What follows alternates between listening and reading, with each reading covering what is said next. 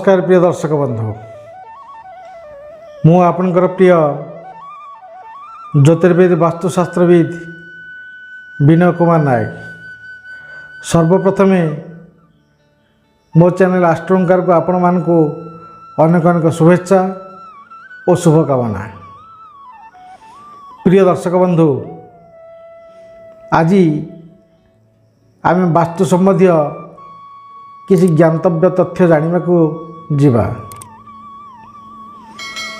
आज समाज रे धनी हो किंबा गरीब हो समस्ते किछि ना किछि गृह निर्माण करने को जाउछंती। कहार आर्थिक मानदंड स्वच्छल तो कहार सरकारी अनुदान द्वारा निर्मित गृह जहाँ भी हो गृह निर्माण टे करने पूर्व आमे स्थान निर्वाचन करिथाउ एवं यही घर को उपयुक्त बंध द्वारा आमे माने क्षेत्रफल को धरी उपयुक्त बंधर गृह निर्माण करिथाउ एवं केतक क्षेत्र में पुराना गृह मध्य नवीकरण होता है एवं पुराना गृह सहित गृह प्लावन होता है। तेबे यही जो गृह प्लावन होची बा गृह को बढ़ाउचंती यह को साधारणतः पंडित किंबा वास्तुविद को परामर्श न नहीं मनमुखी बढ़ाइबा द्वारा घर विभिन्न प्रकार अशांति विशृंखला सृष्टि होता है। तेबे आसंतु जानिबा गृह प्लावन केउं दिग को करिबा उचित केउं दिग को करिबा उचित न। तेबे दर्शक बंधु उक्त विषयटी शुणा पूर्व मो चैनल को लाइक करंतु, शेयर करंतु, सब्सक्राइब करिया को भूलंत नहीं। आसंतु जानिबा गृह वृद्धि केउं दिग को करिबा उचित केउं दिग को करिबा अनुचित। आमर वास्तुशास्त्र रे शिल्पशास्त्र कही थाए पूर्वे प्लाव वृद्धि करो धन दो तर प्लव दक्षिणा मृतदंक शैव दना पश्चिम प्लव। अर्थात पूर्व दिग को पश्चिम दिग को उत्तर एवं दक्षिण दिग को केउं दिग को गृह वृद्धि कले आमको शुभ होता है। किछि व्यक्ति निज इच्छा अनुसार यह को प्लवन करिथिबारु बा वृद्धि करिथिबारु समस्या तो आसीब निश्चित। कारांतरे यह कहबाकू गले घर को बढ़ाइबा विधि जेपरि शुणय सुबुद्धि पूर्व को गृह वृद्धि कले सकल सिद्ध हुए भले। उत्तर वृद्धि धन दिए दक्षिण मृत को हटाए पश्चिमे धन हानि करे विचारी बुझाए सुधीरे।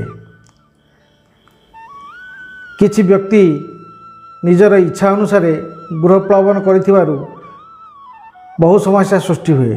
तेणु अभिज्ञ व्यक्ति द्वारा आपण गृह वृद्धि करंतु। यथार्थरे कहा जायछि घर को जदि आपण पूर्व दिग को बढ़ाइबे ताले धन वृद्धि होता है। जदि उत्तर दिग को बढ़ाइबे ताले धन वृद्धि सहित श्री वृद्धि होता है। दक्षिण को मृत्युवत पीड़ा बा मृत्युदंड भली कष्ट मिलता है। पश्चिम को बढ़ाइले धन हानि होता है। अतएव से गृह रे बसवास करथिबा व्यक्ति जो रोजगार करती ता केवल हैंड टू माउथ पार्टी व्यतीत पेट पुरे नहीं। तेबे एपरि क्षेत्र में उपयुक्त विचार करी उपयुक्त वास्तुविद पंडित मतामत नहीं गृह प्लावन करने उचित। गृह प्लावन कले आपण चतुर्पार्श्व को अर्थात पूर्व पश्चिम उत्तर दक्षिण को समान भाग में वृद्धि करें। जदि एभली न करती तेबे गृहर केन्द्रबिंदु बा ब्रह्मस्थल ଘୁଞ୍ଚି ଯାଇଥାଏ, ଗୋଟିଏ ପଟକୁ ବଢ଼େଇଲେ ଘୁଞ୍ଚି ଯାଇଥାଏ। ତେଣୁ ଏହା ଘର ପାଇଁ ଅମଙ୍ଗଳ ସୃଷ୍ଟି କରିଥାଏ। ଦ୍ୱିତୀୟରେ ଗୃହକର୍ତ୍ତାର ରାଶ୍ୟାଧିପତି ଓ ଲଗ୍ନାଧିପତି, ଚତୁର୍ଥାଧିପତି ଏବଂ ନବମାଧିପତି ଏମାନଙ୍କୁ ଦେଖି ଏମାନଙ୍କର ଦିଗକୁ ଅନୁସରଣ କରି ଗୃହ ବୃଦ୍ଧି କରାଯାଇଥାଏ।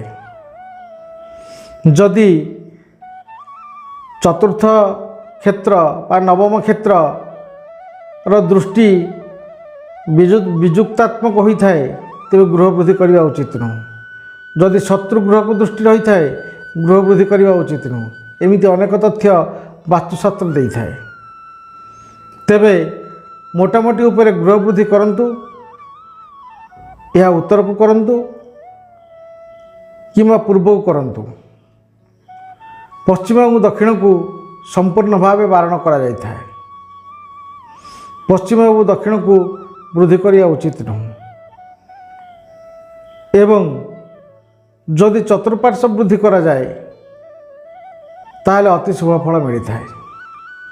ପ୍ରିୟ ଦର୍ଶକ ବନ୍ଧୁ, ଆଜିର ସଂକ୍ଷିପ୍ତ ଭିଡ଼ିଓ ଯଦି ଆପଣଙ୍କୁ ଭଲ ଲାଗିଥାଏ ତାହେଲେ ଲାଇକ୍, ସେୟାର, ସବସ୍କ୍ରାଇବ୍ କରନ୍ତୁ ଏବଂ ଆପଣଙ୍କ ମତାମତ ଅପେକ୍ଷାରେ ରହୁଛି।